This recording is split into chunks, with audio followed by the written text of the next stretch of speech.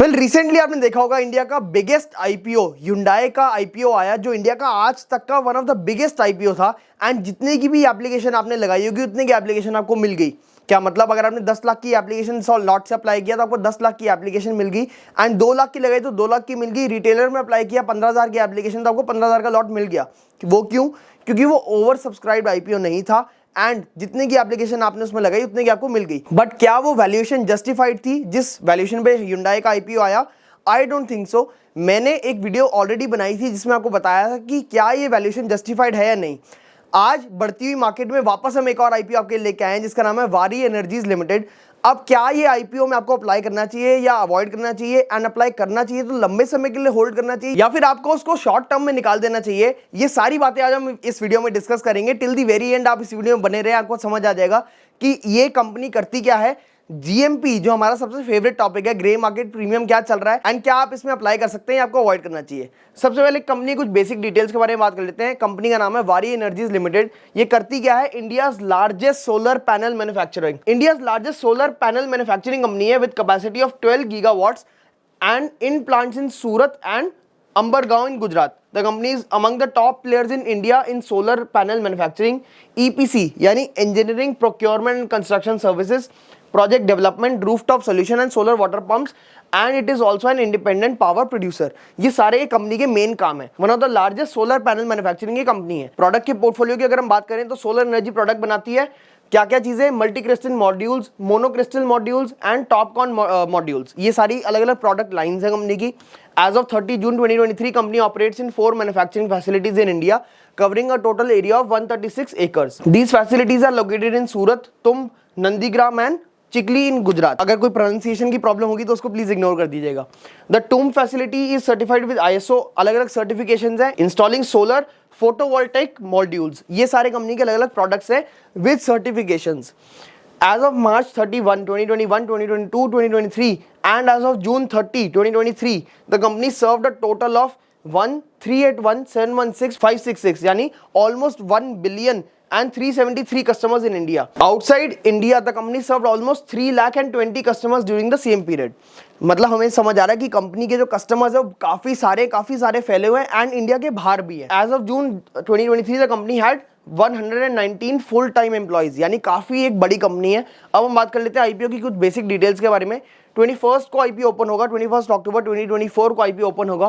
Closing date होने वाली है 23 अक्टूबर 2024। बुक बिल्ड इशू साइज है एंड इशू का जो साइज है टोटल वो होने वाला है 4321 करोड़, ऑलमोस्ट 4300 करोड़ का, जिसमें से 3600 करोड़ जो है वो हमारा फ्रेश इशू है। तो ये एक बहुत अच्छी बात हो जाती है क्योंकि सारा का सारा पैसा, ऑलमोस्ट सारा पैसा जो कंपनी की ग्रोथ में जा रहा है, ना कि प्रमोटर्स की जेब में। हमारे को दिख रहा है कि 721 करोड़ का जो रिमेनिंग है वो ऑफर फॉर सेल है, OFS, जो जाएगा प्रमोटर्स की जेब में। 10 रुपए की फेस वैल्यू है शेयर की एंड आईपीओ का प्राइस आपको दिख रहा है 1427 से 1503 के बीच में। 1500 रुपए की मैक्सिमम बिड है, 1503 रुपए की मैक्सिमम बिड है। आपको अप्लाई करना है और चांसेस बढ़ाने अपने अलॉटमेंट के, तो 1503 पे आपको कट ऑफ प्राइस पे टिक करना पड़ेगा। 9 शेयर्स का मार्केट लॉट है, मिनिमम ऑर्डर भी 9 शेयर्स का, लिस्टिंग NSE BSE दोनों पे हो जाएगी एंड 50% जो कोटा है वो QIB के लिए रिजर्व्ड है, NII के लिए 15% रिजर्व्ड है एंड रिटेल के लिए 35% रिजर्व्ड है। आईपीओ की डेट एंड शेड्यूल पे डायरेक्टली चलते हैं। आपको हम ऑलरेडी बता चुके हैं आईपीओ की ओपन डेट होने वाली है 21 अक्टूबर 2024 की एंड क्लोजिंग डेट क्या होने वाली है 23 अक्टूबर 2024। अलॉटमेंट आपको डिसाइड हो जाएगा 24 अक्टूबर को। रिफंड आपको मिल जाएगा 25 अक्टूबर को। अगर आपको 24 अक्टूबर को अलॉटमेंट नहीं मिलती तो 25 के आसपास या उसके पहले ही आपको रिफंड मिल जाएगा। आपके जो डीमैट में क्रेडिट हो जाएंगे शेयर्स, अगर आपको अलॉटमेंट मिलती है तो वो भी 25 को ही होंगे एंड लिस्टिंग डेट है टेंटेटिव 28 अक्टूबर की। अगर आपको अप्लाई करना है इस आईपीओ में 23 अक्टूबर के शाम के 5 बजे से पहले आपको आईपीओ अप्लाई करना पड़ेगा एंड अपनी मैंडेट को एक्सेप्ट करना पड़ेगा। अब हम बात कर लेते हैं कंपनी के लॉट साइज एंड प्राइस के बारे में। मिनिमम रिटेल कैटेगरी में एक लॉट होने वाला 9 शेयर्स का, जिसमें आपको देने पड़ेंगे 13,527 रुपीज। रिटेल में जो मैक्सिमम आप अप्लाई कर सकते हैं वो होने वाला है 14 लॉट्स का, जिसमें आपको देने पड़ेंगे 1,89,378 रुपीज, ऑलमोस्ट 2 लाख रुपए से जस्ट कम। HNI की मिनिमम कैटेगरी में 15 आपको लॉट्स मिलेंगे, शेयर्स होंगे उसमें 135 एंड 2 लाख से जस्ट बड़ी एप्लीकेशन यानी 2,02,905 रुपए की एप्लीकेशन हो जाएगी। HNI में मैक्सिमम आप स्मॉल में कितना अप्लाई कर सकते हैं? 73 लॉट्स के लिए, जिसमें आपको मिलेंगे 657 शेयर्स एंड उसमें आपके लगेंगे 9,87,471 रुपीज। HNI बिग कैटेगरी में आप कितने कर सकते हैं? 74 लॉट्स, जिसमें आपको मिलेंगे 666 शेयर्स एंड उसमें आपको अप्लाई करने पड़ेंगे 10,09,98 रुपीज के लिए।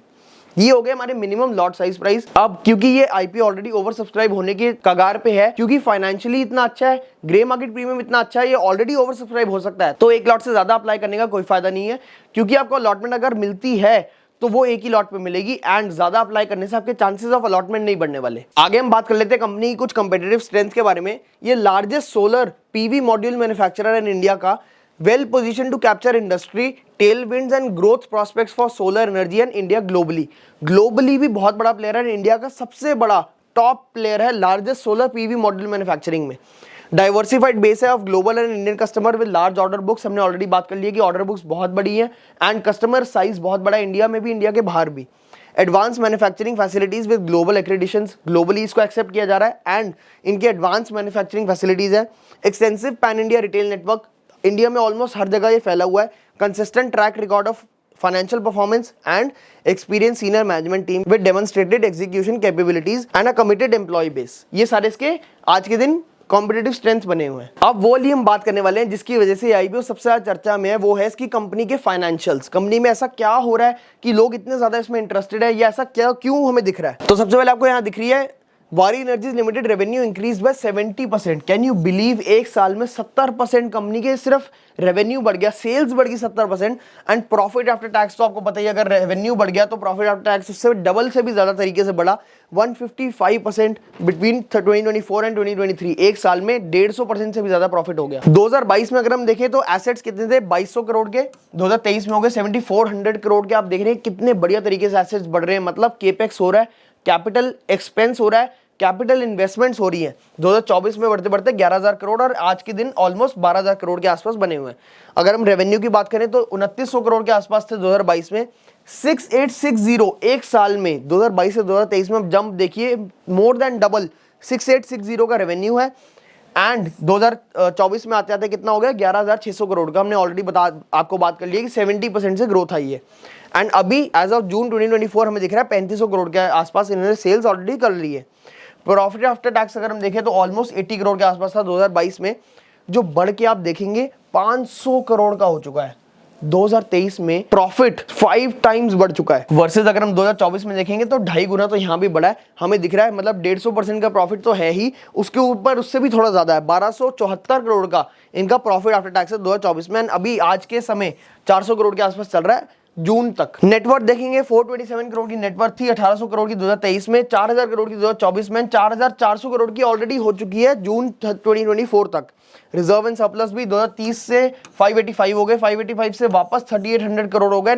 अभी ऑलरेडी 2400 करोड़ रिजर्व्स हो चुके हैं, जो एक पॉजिटिव साइन है कि कंपनी सिर्फ प्रॉफिट नहीं रिजर्व भी बढ़ा पा रही है। मतलब कल को अगर कोई प्रॉब्लम आती है तो कंपनी के पास इतने पैसे पड़े हैं कि वो इन पैसों से अपनी उस प्रॉब्लम को सॉल्व कर सके। टोटल बोरिंग्स अगर हम देखें 313 करोड़ से गिर के 273 करोड़ हो गई एंड थोड़ी बहुत दोबारा बढ़ गई 2024 में 317 करोड़। आज के दिन एज ऑफ जून 30 2024 बनी हुई है 261 करोड़। मतलब बोरिंग्स गिर रही हैं, प्रॉफिट बढ़ रहा है, रेवेन्यू बढ़ रहा है, सेल्स बढ़ रही है, नेटवर्थ बढ़ रहा है एंड एसेट्स भी बढ़ रहे हैं। तो ये सारा ओवर ऑल इन ऑल एकदम ऐसी कंपनी पोजीशन है कि बहुत ही बढ़िया एक्सीलेंट रिजल्ट्स पिछले 3 सालों में, बहुत ही बढ़िया एक्सीलेंट फाइनेंशियल कंडीशन। एंड आगे हम देखेंगे कैसे इनकी केपीआईज भी, की परफॉर्मेंस इंडिकेटर्स भी इनके लिए हेल्पफुल है। तो केपीआई के बारे में बात कर लेते हैं, की परफॉर्मेंस इंडिकेटर्स कैसे हैं इनके। आरओई अगर हम देखें तो 8.79% है, ठीक है, बहुत बढ़िया नहीं है। आरओसी देखिए 9.45% है, बहुत बढ़िया नहीं है। बट क्योंकि कंपनी का बेस इतना बड़ा हो चुका है, company already largest solar manufacturer है, तो ये इतने बड़े बेस पे 8-9% आरओई एंड आरओसी दोनों ही बहुत बढ़िया होते हैं, specially when you have low borrowings and superior growth then industry. Debt to equity ratio देखेंगे 0.06 की, ऑलमोस्ट नो डेट कंपनी है।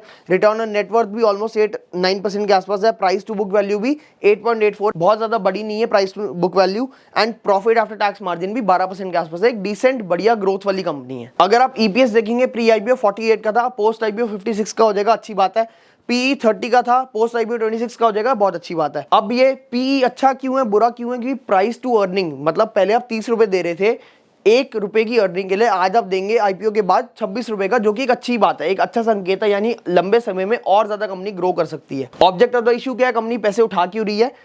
Part finance the cost of establishing the 6 gigawatt of ingot wafer solar cell and solar PV module manufacturing facility in Odisha, India. India में और ज्यादा growth के लिए, specially Odisha की side पे ये ग्रोथ करना चाह रहे हैं, 6 गीगावाट का मैन्युफैक्चरिंग प्लांट लगाना चाहते हैं, उसके लिए पैसे उठा रहे हैं। सेकंड क्या, जनरल कॉर्पोरेट पर्पस का कंपनी। जनरल कॉर्पोरेट पर्पस का मतलब होता है कुछ वर्किंग कैपिटल में हेल्प कर सकता है, कुछ ग्रोथ के लिए हेल्प कर सकता है, कुछ रिजर्व के लिए भी ले सकते हैं। देन हमने आपको बताया था पी अच्छा क्यों है, 30-26 अच्छा क्यों है, क्योंकि पीयर कंपैरिजन से हमें समझ आएगा कि बाकी कंपनीज का कैसे चल रहा है। तो एक पीयर कंपैरिजन करते हैं बाकी कंपनीज के साथ। तो कंपनी का नेम है वेबसॉल एनर्जी सिस्टम लिमिटेड, जिसका पी चल रहा है 637 का। मतलब जिस कंपनी में हम इन्वेस्ट करने लगे हैं उसका पीई है 30, almost 26 after IPO allotment. And इसका पी कितना, 637। जहां पे आपको 26 रुपए देने पड़ रहे हैं 1 रुपए कमाने के लिए, यहां पे आपको देने पड़ रहे हैं 650 रुपए 1 रुपए कमाने के लिए। इतना बड़ा फर्क है। प्रीमियर इंजीनियर्स लिमिटेड सेकंड इसका कॉम्पिटिटर है, उसका पी कितना 220। मतलब आप ही समझो कोई कंपैरिजन ही नहीं आसपास, इतना ज्यादा दूर दूर इतना ज्यादा डिफरेंस है कि जो हम ऑलरेडी आईपीओ के बारे में बात कर रहे हैं वारी एनर्जीज, उसका पी इतना कम लग रहा है इनके आगे कि वो एक बहुत ही वेल पोजिशनड है। बट क्या ये बहुत अच्छी बात है? बिल्कुल अच्छी बात है, बट इसके नेगेटिव्स भी होंगे। मेरा काम आपको पॉजिटिव नेगेटिव दोनों बताना। तो नेगेटिव कंपनी में है कि मोस्टली कंपनी का जो रेवेन्यू टॉप 10 कस्टमर्स से आ रहा है, जो कि एक कॉन्सेंट्रेशन रिस्क बना हुआ है। एंड इंडिया की सिर्फ 3-4 सिटीज से ही इनका काम है, यानी एक जोग्राफिकल डिसएडवांटेज भी है कि अगर वहां पे कोई प्रॉब्लम आ जाती है तो इस कंपनी को एक बड़ा नुकसान झेलना पड़ सकता है। एज सच कोई बहुत बड़ी डिसएडवांटेज नहीं है, बट मेरा काम है दोनों साइड आपको बताना। प्रमोटर होल्डिंग अगर हम देखें 71% था आईपीओ से पहले, एंड आईपीओ के बाद रह जाएगी 64%। बहुत अच्छी है, कोई प्रॉब्लम नहीं है। अब आपका और मेरा favourite topic, grey market premium. Grey market premium company का चल रहा है आज के दिन 100%। मैं कोई मजाक भी नहीं कर रहा, अभी मार्केट गिर भी रही है, उसके बाद भी मैं कोई मजाक भी नहीं कर रहा, अभी मार्केट गिर भी रही है, यानी शॉर्ट टर्म में मार्केट डाउन ट्रेंड में भी है। हो सकता है कल परसों रिकवर हो जाए, एक हफ्ते में रिकवर हो जाए, एक महीने में रिकवर हो जाए, बट आज के दिन लास्ट 5 डेज से 3 डेज से 4 डेज से मार्केट गिर रही थी एंड थोड़ी सी रिलीफ रैली आई है 1-2 दिन के लिए। तो इस आईपीओ का जीएमपी चल रहा है 100%। इमेजिन लिस्टिंग से एक दिन पहले अगर मार्केट तेजी से ऊपर भाग रही होगी तो क्या हो सकता है। अब ये कोई रेकमेंडेशन नहीं है, सिर्फ आपको समझाने के लिए, पढ़ाने के लिए। कोई भी काम करने से पहले अपने फाइनेंशियल एडवाइजर से जरूर बात कर लीजिएगा। एंड मेरा पर्सनल अगर आप ओपिनियन जानना चाहते हैं तो मैं तो इस आईपीओ में अप्लाई करने वाला हूं अलग अलग फैमिली मेंबर्स के डीमैट अकाउंट से एंड अपने डीमैट अकाउंट से भी। अगर आपके पास अभी तक डीमैट अकाउंट नहीं है तो डीमैट अकाउंट के लिंक आपको डिस्क्रिप्शन में मिल जाएंगे, वो भी फ्री। वहां से जाके आप डीमैट अकाउंट ओपन करवा सकते हैं। एंड क्योंकि मुझे आईपीओ काफी ज्यादा अच्छा लग रहा है तो मैं इसमें अलग अलग डीमैट अकाउंट के नाम से अप्लाई करने वाला हूं, जिससे मेरे चांसेस बढ़ जाएंगे। कट ऑफ प्राइस पे टिक करने वाला हूं, जिससे मेरे चांसेस ऑफ अलॉटमेंट बढ़ जाएंगे। अगर मैं लंबे समय की बात करूं तो हो सकता है मैं कुछ पार्ट ऑफ द शेयर लंबे समय के लिए रखूं, बट मोस्टली मैं सारा लिस्टिंग गेन पे निकाल दूंगा, क्योंकि ये मेरी स्ट्रैटेजी है कि जैसे ही मुझे आईपीओ में कुछ अच्छे गेन्स मिलते हैं मैं उसको निकाल देता हूं। फिर कुछ समय जब हो जाता है कंपनी को, कंपनी थोड़ा सा यू बना लेती है प्राइस में, या फिर 1-2 क्वार्टर के रिजल्ट्स आ जाते हैं, फिर मैं उसमें दोबारा इन्वेस्ट करता हूं for long term. I hope you like this video. And क्या इस आईपीओ में आप अप्लाई करने वाले हैं, नहीं करने वाले, do let us in the comments down below. आपको ये वीडियो अगर अच्छी लगी होगी और वीडियो से कुछ सीखने को मिला होगा तो वीडियो को लाइक जरूर कर देना, चैनल को सब्सक्राइब कर देना। And we will meet you very soon in the next video. Thank you.